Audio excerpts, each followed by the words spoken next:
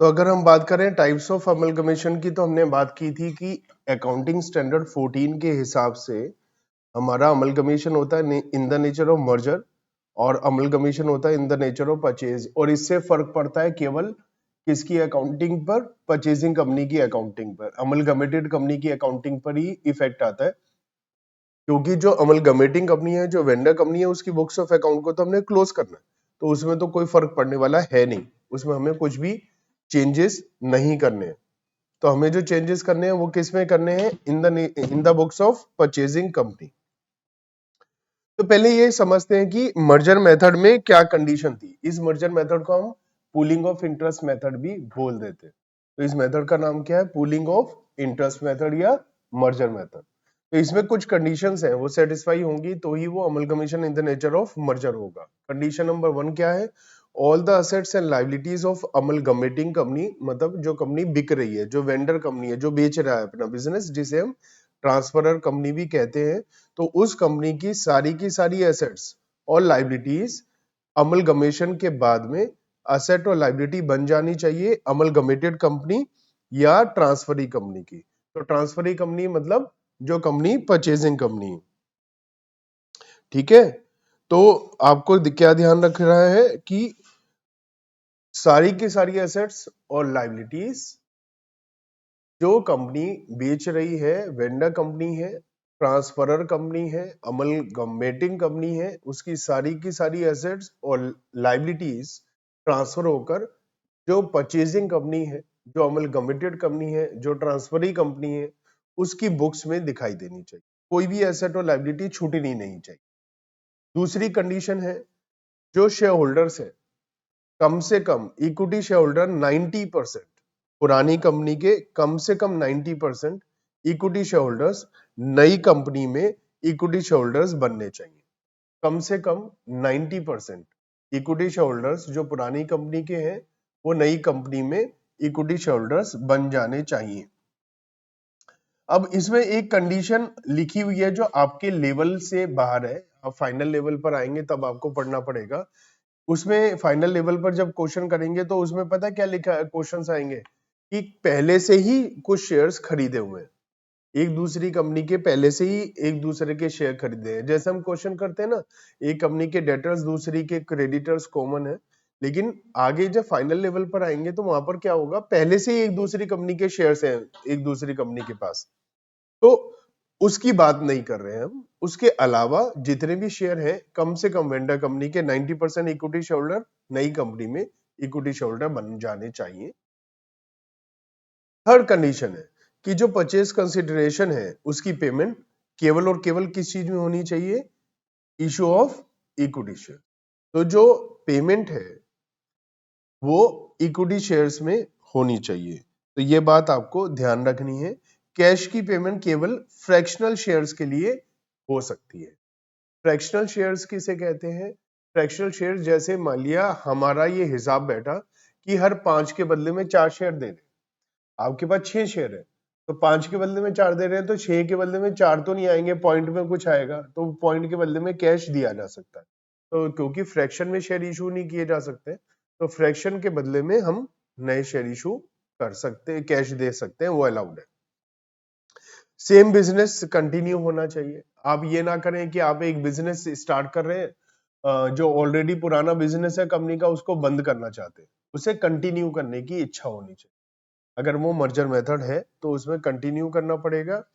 और जो असेट और लायबिलिटी सारी की सारी टेक ओवर करी है, ये हमने फर्स्ट पॉइंट में पढ़ा, तो उसमें कोई भी एडजस्टमेंट नहीं होनी चाहिए, कोई भी एडजस्टमेंट नहीं होनी चाहिए, कोई भी चेंजेस नहीं होने चाहिए। सो जो भी एसेट और लायबिलिटी ट्रांसफर हो रही है, सारी की सारी एसेट और लायबिलिटी ट्रांसफर हो रही है, तो उसे हमें बुक वैल्यू पर ही ट्रांसफर करना है। हाँ, हम except to ensure uniformity of accounting policy. इसका मतलब क्या है? मान लिया हमारा स्टॉक है, फीफो मेथड से हम वैल्यू करते हैं, दूसरी कंपनी लीफो या वेटेड एवरेज मेथड से करती है। तो यूनिफॉर्मिलिटी ऑफ अकाउंटिंग के लिए हम वो वैल्यू ले सकते हैं जो कॉमन मेथड के हिसाब से हो, वो अलाउड है। ऐसे ही कई बार असेट पर डेप्रिसिएशन लगाने के लिए स्ट्रेट लाइन या डब्ल्यूडीवी मेथड होता है, उसकी परसेंटेज भी अलग होती है। तो वो थोड़ा एडजस्टमेंट किया जा सकता है, अदरवाइज कोई और चेंजेस नहीं होंगी। ये 5 कंडीशन है, ये पांचों की पांचों कंडीशन लगेंगी तो amalgamation in the nature of merger होगा। और अकाउंटिंग कैसे होगी मर्जर मेथड में, जिसको हम पुलिंग ऑफ इंटरेस्ट मेथड बोलते हैं, तो अकाउंटिंग ट्रीटमेंट कैसे होगा। जैसा मैंने पहले बोला आपको, अकाउंटिंग ट्रीटमेंट केवल और केवल परचेजिंग कंपनी की बुक्स में ही चेंज होगा।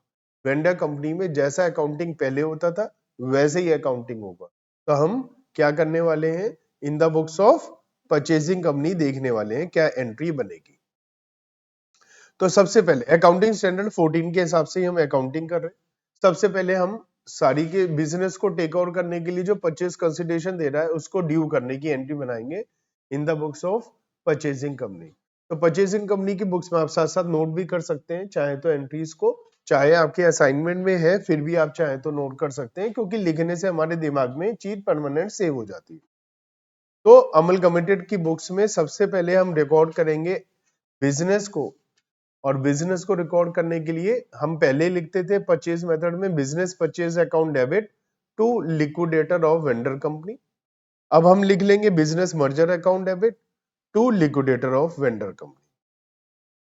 तो एक ये एंट्री है, फालतू की एंट्री है, मैंने पहले भी बताया था, इसको नहीं भी बनाते। सेकंड एंट्री भी जो असेट और लायबिलिटी को टेक ओवर कर रहे हैं उसी में एडजस्टमेंट हो जाती थी, जैसे हम 12th क्लास में भी एंट्री बनाते थे, issue shares for consideration other than cash के लिए।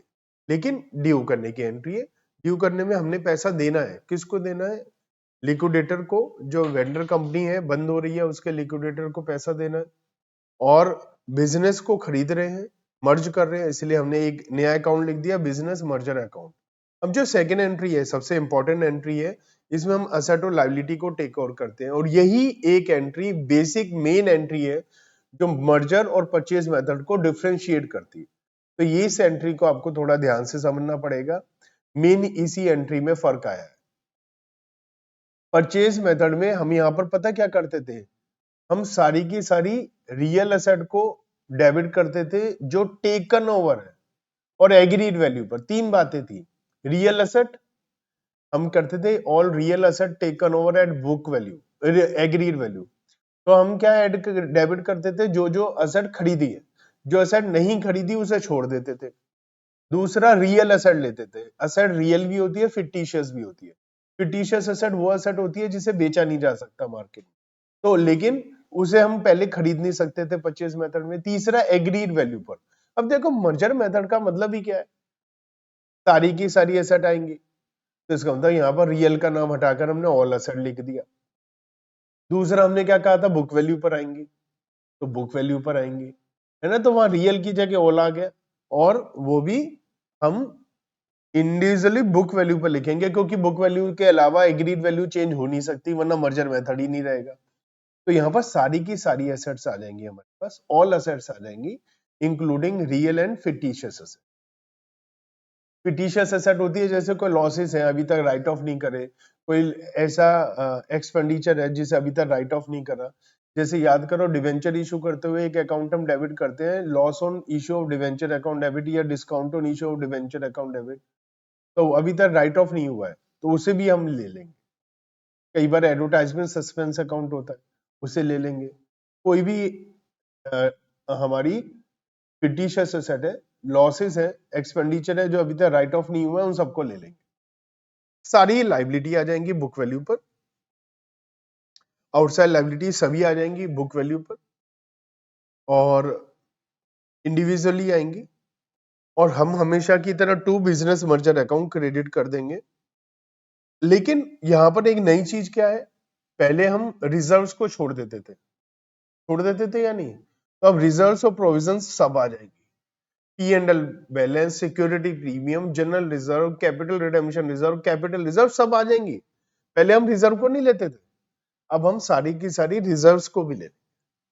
तो ये एक बहुत बड़ा डिफरेंस है। एक तरीके से इन शॉर्ट एक शॉर्टकट बताऊं, equity share capital, preference share capital, दो चीजें छोड़कर सबको ले लो।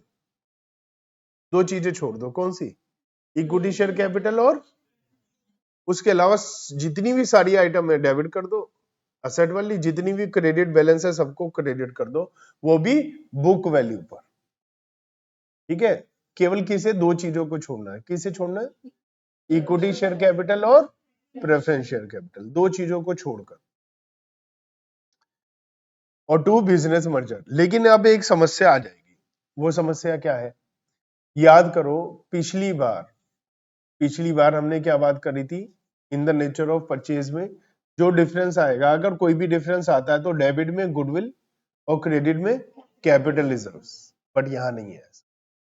यहां पर यह है कि अगर डेबिट में डिफरेंस आएगा तो पी एंड एल अकाउंट को हम डेबिट कर, और क्रेडिट में डिफरेंस आएगा तो आपके असाइनमेंट में क्या लिखा है देखो, जनरल एंट्री में, तो इसको रिजर्व्स में ही एडजस्टमेंट किया जाएगा। मतलब हम लोग क्या करेंगे, इसको रिजर्व्स में एडजस्टमेंट करेंगे। कैसे करेंगे वो मैं अभी आपको समझा दे। तो ये जो एंट्री है यही मेन एंट्री है जो डिफरेंशिएटर है परचेज और मर्जर मेथड। अब मैं आपको इसमें एक काफी एग्जांपल देकर अभी मैं इसमें समझाऊंगा। एंट्रीज कंप्लीट होने के बाद में इस एंट्री के बारे में मैं बहुत सारी बातें अभी आपको समझाऊंगा कि कैसे कैसे हमें डेबिट में या क्रेडिट में डिफरेंस को लिखना है। एक बात ध्यान रखनी है, सारी की सारी एसेट्स आएंगी और लाइबिलिटीज आएंगी, स्टैच्यूटरी रिजर्व भी आएंगी, नॉन स्टैच्यूटरी रिजर्व भी आएंगी। केवल किसे छोड़ना है? मैंने कहा था दो चीजों को छोड़ना है। किन दो चीजों को छोड़ना है? इक्विटी शेयर कैपिटल और, तो दो चीजों को छोड़कर सारी चीजों को हमें लिख लेना है। और जो डिफरेंस आएगा डेबिट में पीएनएल में और क्रेडिट में हम फ्री रिजर्व्स में या कैपिटल रिजर्व में एडजस्टमेंट कर सकते हैं, क्योंकि जो AS14 है ना उसमें लिखा है any difference will be adjusted in reserves. अब रिजर्व कौन सी? कैपिटल रिवेन्यू, ऐसा कुछ बोला नहीं। ठीक है, तो हम उसे कैपिटल रिजर्व या जनरल रिजर्व में एडजस्टमेंट करते हैं।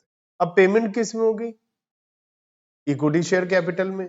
फ्रैक्शन के लिए कैश, अदरवाइज तो पेमेंट की एंट्री बना देते हैं लिक्विडेटर और वेंडर टू शेयर। इक्विटी वालों को इक्विटी दे सकते हैं, प्रेफरेंस वालों को प्रेफरेंस दे रखे सकते हैं, और कैश या बैंक फ्रैक्शनल शेयर के लिए दे सकते हैं। जो कंडीशन है केवल इक्विटी शेयर इशू होना चाहिए, वो इक्विटी शेयर होल्डर को है। प्रेफरेंस शेयर होल्डर को तो प्रेफरेंस शेयर दिए जा सकते हैं, और फ्रैक्शन शेयर के लिए कैश भी दिया जा सकता है। तो ये हमारी पेमेंट की एंट्री है। लिक्विडेटर और वेंडर डेबिट हमारी लाइबिलिटी थी, अब उसे हम डेबिट करके पेमेंट कर रहे हैं। लिक्विडेटर और vendor debit to share issue करेंगे, इक्विटी शेयर तो equity share capital, preference share issue करेंगे तो प्रेफरेंस शेयर कैपिटल, और पेमेंट करेंगे कैश या बैंक में तो टू कैश और बैंक। अब अगर बाद में ये नॉर्मल एंट्री है, बाद में हम अपने डिबेंचर होल्डर की पेमेंट करते हैं, क्योंकि जनरली क्या होता है जब परचेजिंग कंपनी होती है ना वो पुराने डिबेंचर को कैंसिल करके अपने डिबेंचर इशू कर देती है या उनकी पेमेंट कर देती है। तो जो डिबेंचर है उनकी पेमेंट कर देंगे, या तो हम नए डिबेंचर दे देंगे डिस्काउंट प्रीमियम पे, या उन्हें कैश पेमेंट कर देंगे। तो ये एंट्री आपने जब क्वेश्चंस किए थे तो देखे थे कि बहुत सारी क्वेश्चन में ये एंट्री करते हैं, और आप कई एंट्री में कई क्वेश्चन में फंस भी जाते हैं कि डिबेंचर को पुराने वालों को नई कितना, क्योंकि ये बोला जाता है पुराने वालों का प्रीमियम पर पेमेंट है, नए वाले डिस्काउंट पे इशू हो रहे हैं। तो पुराने वालों का जो पेमेंट करना है वो डिबेंचर से इन वेंडर आ जाएगा। मान लिया 10,000 वालों को 12,000 की पेमेंट करनी है, तो डिबेंचर तो 12,000 से डेबिट हो जाएंगे। अब जो हम नए इशू कर रहे हैं डिबेंचर्स, मान लिया 12,500 के इशू कर रहे हैं, तो 500 रुपए का डिस्काउंट है जो डिस्काउंट के नाम से डेबिट हो जाए। और अगर हम नए डिबेंचर 12,500 की बजाय 10,000 की इशू कर रहे हैं तो हमारा 2,000 का प्रीमियम हो जाएगा। ठीक है ना? तो ये तो हम पहले सेम एंट्री है, इसमें कोई चेंजेस नहीं है, हम ऑलरेडी पहले भी ये सब कुछ कर चुके हैं। अब कई बार क्या होता है, परचेजिंग कंपनी वेंडर कंपनी के लिक्विडेशन के खर्चों की पेमेंट करती है। परचेज मेथड में क्या एंट्री बनाई थी? गुडविल डेबिट टू कैश और बैंक, यहां पर P&L account debit to cash और बैंक। तो जहां पर गुडविल आ रहा था पिछली बार, वहां पर अब क्या आ रहा है? P&L अकाउंट आ रहा है, तो P&L account debit to bank. ठीक है ना? ये एंट्री क्लियर है? याद करो स्टॉक रिजर्व के लिए हमने पिछली बार की एंट्री बनाई थी, अनरियलाइज्ड प्रॉफिट के लिए goodwill debit to stock reserve, है ना? तो अब गुडविल की जगह क्या आ जाएगा? P&L, तो P&L account debit to stock या स्टॉक रिजर्व अकाउंट। तो हमारा P&L account debit to stock आ जाएगा। तो यहाँ पर हम ज्यादातर क्या कर रहे हैं, गुडविल की जगह P&L हो रही है। गुडविल कैपिटल, गुडविल जो भी था वो हमारा क्या हो जाएगा, P&L में डेबिट हो जाएगा। तो ये हमारी मेन जनरल एंट्रीज थी जो हमने सीखी। अब मैं आपको बताने वाला था कि जो सेकेंड एंट्री है उसकी एडजस्टमेंट हम कैसे करने वाले। देखिए, जो मैंने आपको बताया कि हम लोग सेकेंड एंट्री ही मेन है जो फर्क बनाती है दोनों में। मान लेते हैं एक इमेजिनरी फिगर लेकर मैं आपको बताता हूँ। बैलेंस शीट है वेंडर कंपनी की, जिसमें इक्विटी शेयर कैपिटल 10,000 है, ठीक है, और P&L 5,000 है, और लाइबिलिटीज मिसलेनियस लाइबिलिटी 2,000 है। तो बैलेंस शीट का टोटल आ रहा है 17,000, ठीक है, और सन्ड्री एसेट्स है मान लिया 17,000। ये छोटी सी मैंने बैलेंस शीट आपको जनरल एंट्री समझाने के लिए बताई। अब मान लेते हैं परचेज कंसिडरेशन 17,000 ही है। परचेज कंसिडरेशन कितना है, 17,000। अब देखो, मैंने आपको क्या बताया था, इक्विटी और प्रेफरेंस को छोड़कर सबको लिख लो। असल में क्या होता है, जब भी आप किसी बिजनेस को खरीदते हैं तो आप पेमेंट करते हैं शेयर होल्डर फंड के लिए। किसके लिए पेमेंट करते हैं, शेयर होल्डर फंड के लिए। याद है ना, बैलेंस शीट में शेयर होल्डर फंड होता है जिसमें हम शेयर कैपिटल लिखते हैं, रिजर्व एंड सरप्लस लिखते हैं। तो शेयर होल्डर फंड के लिए पेमेंट होती है, और इस कंपनी का शेयर होल्डर फंड क्या है, 15,000। या एक नेट एसेट मेथड पढ़ा था आपने। नेट एसेट क्या होती है, असेट्स। नेट एसेट्स क्या होती है, असेट्स माइनस लाइबिलिटीज। तो वो भी तो यही आ रहा है, 15,000। अगर बुक वैल्यू में कोई चेंजेस नहीं है, बुक वैल्यू में चेंजेस होती है कि एसेट की वैल्यू बदल दी तो फर्क आ जाएगा, क्योंकि फिर यहाँ पर हमें प्रॉफिट लॉस भी लिखना पड़ेगा P&L में। लेकिन अगर बुक वैल्यू में कोई चेंज नहीं है, मर्जर मेथड है, तो जो शेयर होल्डर फंड है वही नेट एसेट है। और नेट एसेट मतलब बिजनेस की वैल्यू क्या है, तो बिजनेस की वैल्यू क्या है, 15,000।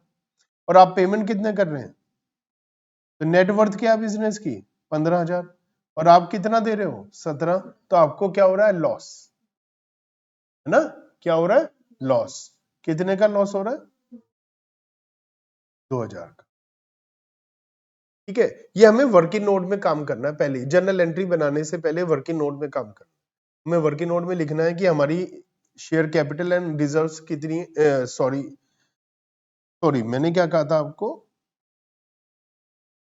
देखो, ये बात सही है, 2,000 का लॉस है। अभी हम करेंगे एक और शॉर्टकट मेथड है। वो क्या है कि हमने जनरल एंट्री में इक्विटी शेयर कैपिटल और प्रेफरेंस शेयर कैपिटल को छोड़कर सब लिखना है, क्योंकि मर्जर मेथड है तो इसमें हमारी रिजर्व्स भी जा रही है। परचेज मेथड नहीं है, मर्जर है, तो रिजर्व्स भी जा रही है। तो हम इसके साथ साथ अगर यहां से हम रिजर्व्स भी माइनस कर दें, जो P&L में 5,000 है, तो क्या बचेगा हमारा, 10,000 ना। हमारा क्या बचेगा, 10,000, जो ये है। इट मीन्स हम 10,000 रुपए के बदले में कितना पेमेंट कर रहे हैं, 17,000। तो हमें लॉस कितना हो रहा है, 7,000। ये पहले ही हम वर्किंग नोट में कैलकुलेट कर लेंगे कि लॉस कितना हो रहा है, 7,000। अब कहां से सेट ऑफ करोगे लॉस, आपके पास जो P&L है, P&L कितना है, ये पूरा खत्म कर दिया आपने। मान लिया इसमें से आपने P&L खत्म कर दिया, कितना, अभी भी कितना बचा है, तो 2,000 रुपए का लॉस आपको लिखना पड़ेगा। और लॉस डेबिट में लिखते हैं P&L के नाम से। अब मैं जनरल एंट्री बनाकर दिखाता हूँ कैसे होगा। पहले मैं नॉर्मल काटा पीटी करके दिखाऊंगा, फिर ये बताऊंगा कि ये वर्किंग नोट बनाने का हमें फायदा क्या हो। तो क्या एंट्री बनाते हैं, एसेट्स डेबिट।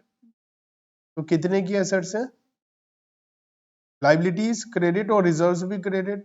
तो टू P&L 5,000, टू लाइबिलिटीज 2,000, और टू बिजनेस मर्जर अकाउंट है ना, कितना, 17,000।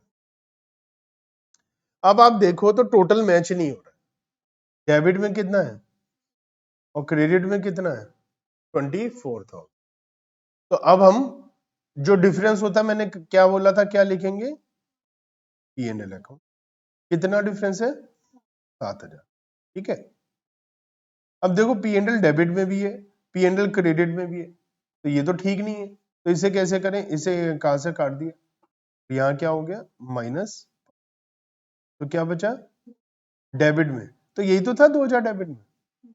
तो ये काटा पीटी ना हो, इसके लिए हम क्या करेंगे, पहले वर्किंग नोट में ये निकाल लेंगे। और कैसे बनाएंगे एंट्री, मैं फिर से बनाकर दिखाता हूँ। ये मैंने, अब मैं सोच समझ के एंट्री बना रहा हूं ताकि काट पीट ना हो। यही, बस यही समझना है आपको इस मेथड में। क्या, देखो सबसे पहले क्या आएगा, असेट्स डेबिट कितना,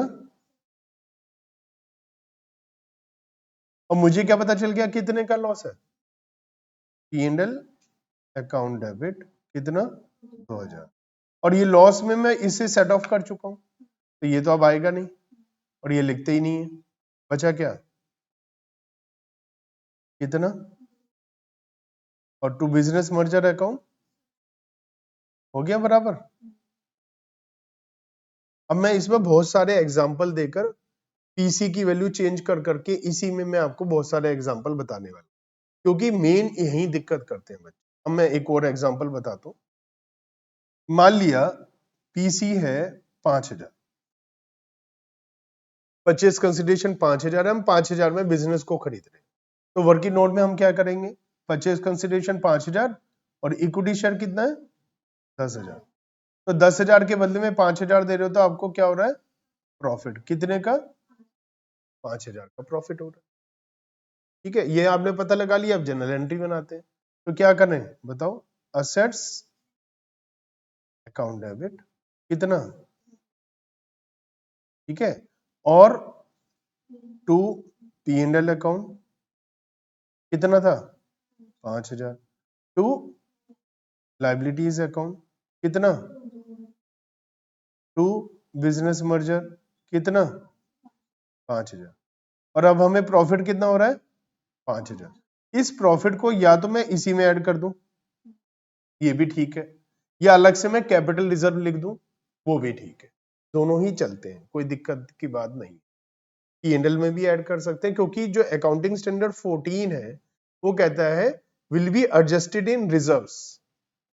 अब रिजर्व्स कैपिटल और रिवेन्यू ऐसा कुछ बोला नहीं है, क्योंकि सब कुछ P&L में ही कर रहे हैं, ये सोच के हम P&L में कर सकते हैं, और क्योंकि ये कैपिटल नेचर प्रॉफिट है, ये सोचकर हम इसे कैपिटल रिजर्व में डाल सकते हैं। बट क्योंकि हम